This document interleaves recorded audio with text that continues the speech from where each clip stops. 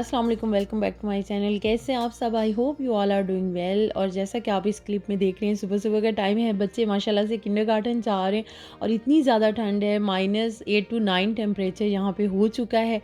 और बच्चे किंडरगार्टन गए तो मैंने सोचा कि चलें, मेरी भी आज एक अपॉइंटमेंट है, मैं भी वहाँ से हुआ हूँ। यहाँ गाड़ी में बैठ के मैं वेट कर रही थी, विजिबिलिटी बहुत ही इम्पेयर्ड थी, तो मैंने सोचा थोड़ा वेट कर लेती हूँ। एक्चुअली मैं गई थी अपने नेल्स एक्सटेंशंस को रीन्यू करवाने।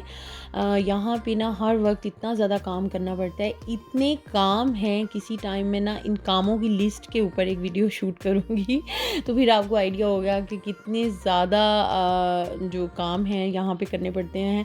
और वो काम कर के ना हाथों का सत्यानाश हुआ पड़ा है और कोई टाइम नहीं मिलता अपने लिए मैनीक्योर पेडिक्योर घर में करने के लिए। और अगर करने भी बैठो तो बच्चे जो हैं वो बहुत ज़्यादा डिस्टर्ब करते हैं, इसलिए मैंने सोचा कि चलें अपने हाथों का थोड़ा सा लुक जो है उसको चेंज करवाती हूँ, एक्सटेंशंस रीन्यू करवा लेती हूँ। बस फिर घर आई और आते ही ये काम करना पड़ गया। सालन बनाया, माशाल्लाह से खाना खाया, थोड़ा सा बच्चों को टाइम दिया और अभी शाम हो गई तो मैंने सोचा कि पास में एक मार्केट है, मेरी कुछ मेकओवर की चीज़ें ख़त्म हैं तो वो ख़रीद लाती हूँ। और यहाँ आई हूँ तो देखिए स्नो फॉलिंग हुई जा रही है, 4-5 दिन से लगातार स्नो फॉलिंग हो रही है।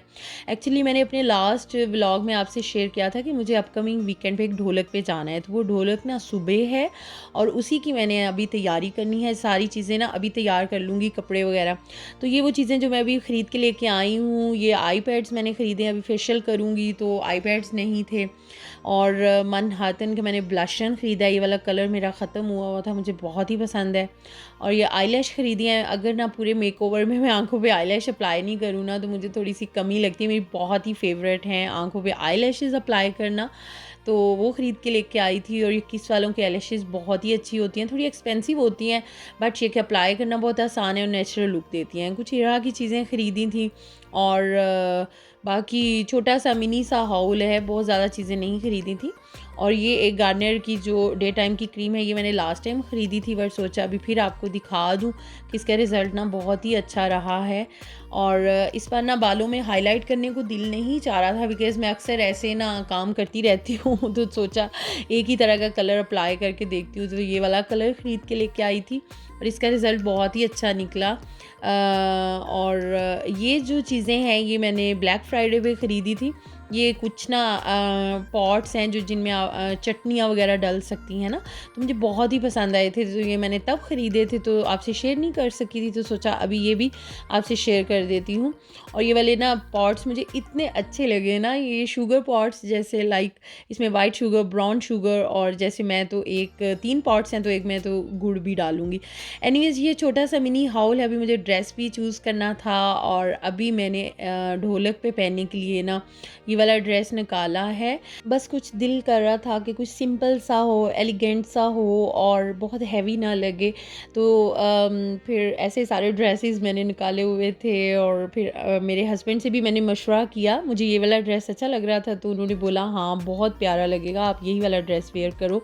तो बस मैंने ये सिलेक्ट कर लिया। साथ इसके वेलवेट की शॉल है, वैसे इसके साथ ये वाला दुपट्टा भी है, दोनों ही बहुत ब्यूटीफुल माशाल्लाह से लगते हैं इस ड्रेस के साथ। बट मैंने फिर ना शॉल इन दी एंड जो है वो चूज़ कर ली फाइनली।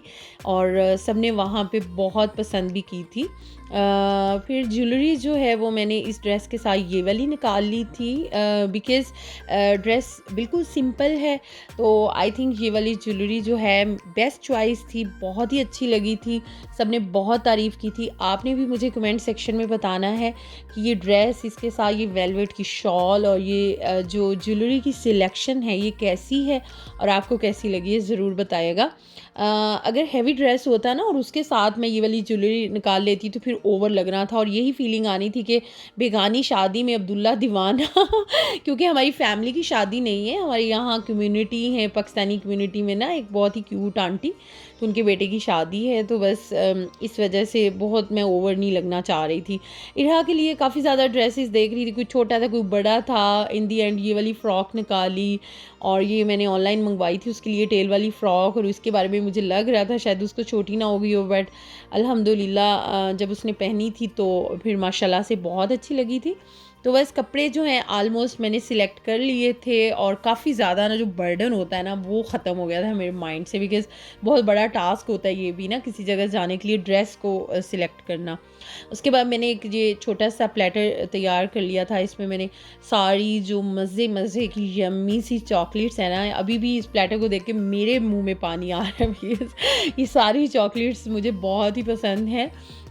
तो इस तरह से मैंने एक कैंडल्स ली थी, कैंडल स्टैंड था उसमें एक कैंडल लगाई थी और साइड्स पे सारी ये चॉकलेट्स लगा के ना एक थोड़ी-सी सेलिब्रेशन की मैंने लुक दी, बिकॉज़ हमने ढोलक पे जाना था और ढोलक पे जाने के लिए अगर मैं कोई डेकोरेशन पीस या इस तरह की चीज़ लेके जाती उनके घर तो अच्छा नहीं लगना था ना, तो इस तरह ये वाला आइडिया मुझे ज़्यादा बेस्ट लगा ना।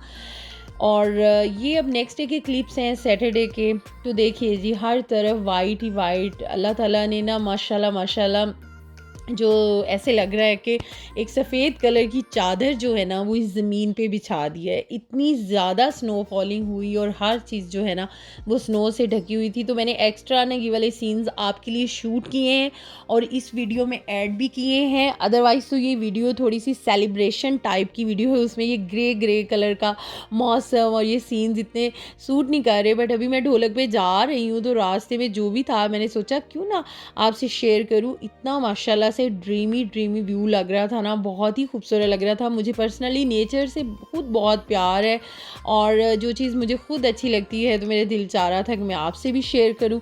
तो आपने मुझे बताना है कि आपको ये व्यूज़ भी कैसे लगे। और बस ये अभी हम जा रहे हैं तो ऐसे ही थोड़ा बहुत रैंडमली मैं शूट करते जा रही थी। मुझे बस हो रहा था कि मैं आपसे शेयर करूं कि मैं कैसे तैयार हुई हूँ और दिस एंड दैट।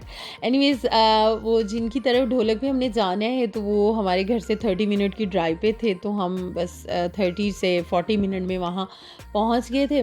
सब लोग वहाँ आ चुके थे तो हर किसी ने अपनी अपनी जगह संभाल ली और यहाँ पे हम भी बैठे हुए हैं। मैं मेरी सिस्टर्स के साथ यहाँ बैठी हुई हूँ और माशाल्लाह से इर्द गिर्द और भी फ्रेंड्स थी, बड़ा मज़ा आ रहा था। हम चिट चैट भी करे, ढोलक बज रही थी और बहुत ही मज़ा आ रहा था। अच्छा ये होता है कि जो आजकल के सॉन्ग्स हैं ना उनके लिरिक्स तो ज़्यादा सॉन्ग्स के तो मुझे भी नहीं आते, और जो थोड़े पुराने सॉन्ग्स हैं जैसे 90s के या 2000 के बाद के, तो जो छोटी बच्चियाँ या टीनेजर लड़कियाँ उनको वो लिरिक्स नहीं आते, तो सब ने आलमोस्ट अपने अपने मोबाइल्स जो है ना निकाले होते हैं लिरिक्स के लिए और ध्यान मोबाइल्स में होता है और बस ऐसे ही ना ढोलक के ऊपर गाने गा रहे होते हैं। तो ये चीज़ ना फ़नी भी बहुत लग रही होती है, हम हंसते भी बहुत हैं इस चीज़ से। वैसे ये एक टिप भी है आप में से भी जो यहाँ रहते हैं या पाकिस्तान में भी, अगर इस तरह सॉन्ग्स वगैरह ना आ रहे हो या भूल जाता हो सॉन्ग ना, तो बहुत अच्छा टिप है कि अपने मोबाइल पे लिरिक्स निकाल लें तो फिर आप लगातार सॉन्ग ढोलक पे गा सकते हैं। एनीवेज़ उन्होंने यहाँ पे ना फिंगर फूड और कुछ 2-3 तरह के मीठे बना के ना ये सारा टेबल ऐसे अरेंजमेंट की हुई थी और बहुत ही अच्छी अरेंजमेंट थी, बहुत ज़बरदस्त खूबसूरत लग रहा था। तो मैंने सोचा थोड़ा सा आपके लिए शूट करूं और यहाँ पे जी मैं भी बैठी हूँ ढोलक की थाप पे थोड़ी सी क्लैपिंग कर रही हूँ।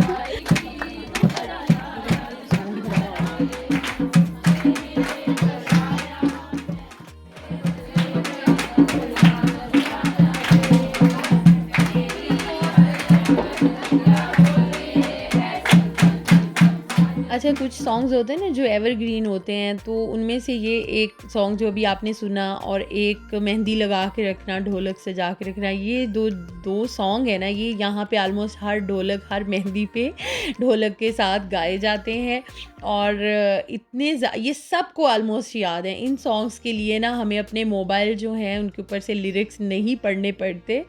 अच्छा मैंने ना ये टेबल का सीन पहले भी ऐड किया है बट वो इतना क्लियर नहीं था और अभी मुझे फिर एक सीन जो है वो मिल गया शूट किया हुआ, तो मैंने सोचा आपसे शेयर करूँगी। ये देखिए पास से इस टेबल की ये लुक थी, बहुत ज़बरदस्त। उन्होंने सारी चीज़ें अरेंजमेंट्स की हुई थी, कैंडल्स वगैरह ऑन की हुई थी, वो पूरा एक ना शादी और ढोलक बड़ा ज़बरदस्त वाइब्स आ रही थी वहाँ जाके। फिर सब ने इंसिस्ट किया कि मैं भी थोड़ी देर के लिए ढोलक पे आऊँ और बजाऊँ, बिकॉज़ मुझे भी लकीली ढोलक बजाना आती है। बट ये कि अभी मैंने 1-2 सॉन्ग ही जो सिंग किए थे, इरहा बहुत इंटरप्ट कर रही थी, मुझे बिल्कुल भी ढोलक नहीं बजाने दे रही थी। तो फिर मैंने एक्सक्यूज़ कर लिया और इरहा को लेके थोड़ा-सा बाहर निकली हूँ बिकॉज़ इसको गर्मी बहुत लग रही थी। एक्चुअली ये जो ड्रेसेस हैं ना, ये बच्चे ऐसे ड्रेसेस में कंफर्टेबल फ़ील नहीं करते और बाहर इतनी ज़्यादा स्नो फॉलिंग थी बट घर जो हैं यहाँ पे काफ़ी गर्म होते हैं और फिर आज तो इतनी ज़्यादा गैदरिंग थी, तो इसको इतनी गर्मी लग रही थी ना, ये बहुत रोई और तंग बहुत कर रही थी, इसीलिए इसने मुझे ढोलक भी नहीं बजाने दी। तो जब इस तरह इसको लेके बाहर निकली हूँ तो मुझे देखें स्ट्रैप भी नहीं बांधने दे रही। मैं इसकी फ़्रॉक का स्ट्रैप बांधना चाह रही थी, ये मेरे आगे आगे और मम्मा इसके पीछे पीछे। बट ये कि थोड़ा-सा फिर ये रिलैक्स हो गई थी और अभी फिर मैं अंदर आई हूँ तो सोचा आपके लिए ये ना फ्रंट का सीन शूट करूँ जहाँ पे दुल्हन बैठी थी। दुल्हन एक्चुअली पाकिस्तान से आई हैं और दूल्हा-दुल्हन आपस में कज़न्स हैं, इसलिए वो यहाँ अपनी फूफो के घर में ही उन्होंने स्टे किया है और ये वो जगह है जहाँ पे वो बैठी थी और फिर हमने दुल्हन और दूल्हा के एज़ाज़ में ना सॉन्ग गाए थे। वैसे मुझे आज तक ये समझ नहीं आई बात कि हमारी शादियों पे ये हम ढोलक पे सॉन्ग्स क्यों गाते हैं। मज़ा आता है शायद इसलिए, और वैसे हम नॉर्मल रूटीन में ये सब क्यों नहीं करते। समटाइम्स तो हम ऐसे-ऐसे सॉन्ग गाते हैं जैसे टप्पे, पंजाबी सॉन्ग, वैसे मज़े के तो होते हैं। पंजाबी ऑफ कोर्स हमारी लैंग्वेज है, वो तो कोई इशू नहीं है, बट समटाइम्स इन सॉन्ग्स में ऐसे-ऐसे वर्ड्स होते हैं जो नॉर्मल हमारी टॉक में शामिल नहीं होते ना, बट ऐसे मौक़ों पे हम वो सब गा लेते हैं ना, तो ये क्वेश्चन रह जाता है मेरा हमेशा मेरे माइंड पे कि आखिर हम ये सॉन्ग जो हैं वो क्यों गाते हैं। आपके पास अगर इस क्वेश्चन का आंसर हुआ तो प्लीज़ मुझे कमेंट सेक्शन में ज़रूर बताइएगा कि आखिर हमारी शादियों में ढोलक पे ये सॉन्ग्स वगैरह क्यों गाए जाते हैं। फिर इरहा का मूड भी जो है काफ़ी अच्छा हो गया था, तो मैंने कहा चलें इरहा अब आप यहाँ थोड़ा-सा बैठे एंजॉय करें, मैं आपका थोड़ा-सा फ़ोटो शूट करती हूँ। बट फ़ोटो शूटिंग नहीं करवा रही थी, इसकी कज़न्स इसको बहुत एंजॉय करवा रही थी। तो ऐसे ही मैंने ना फिर चलते-फिरते इसके कुछ ना शूट्स ले लिए और क्लिक कर लिया। तो बस आज की जो वीडियो है वो ऑलमोस्ट अब ख़त्म होने वाली है। नन्ही-मुन्नी तो नहीं कह सकती, बट ये कि बहुत ज़्यादा भी मैं क्लियरली चीज़ें शूट नहीं कर पाई बिकॉज़ यू नो जब मैं खुद बिहाइंड द कैमरा हूँ तो फिर मुझे इस चीज़ को बहुत देखना पड़ता है कि मैं बहुत केयरफुली शूटिंग करूँ। एंड यू कैन अंडरस्टैंड कि जब केयरफुली चीज़ें शूट करना हो तो फिर बहुत कुछ शूट करने से रह जाता है। एनीवेज़ मैंने बहुत कोशिश की कि आज की वीडियो को आपके लिए एंटरटेनिंग बना सकूं। अब आपने मुझे कमेंट सेक्शन में बताना है कि आपको इस वीडियो में सबसे ज़्यादा मज़े का क्या लगा, कौन सा पार्ट जो है वो ज़्यादा एंटरटेनिंग लगा। और यहाँ पे देखिए अब हम घर जा रहे हैं, 7 से 8 का टाइम है और रात के टाइम का व्यू भी कितना अच्छा लग रहा है माशाल्लाह से। तो बस आपके कमेंट्स का इंतज़ार रहेगा और नेक्स्ट वीडियो में इंशाल्लाह आपके लिए लेके आऊँगी बहुत ही ज़बरदस्त कंटेंट फिर एक बार। तब तक के लिए अपना बहुत सा ख्याल रखें, मुझे दुआओं में याद रखें। Bye bye.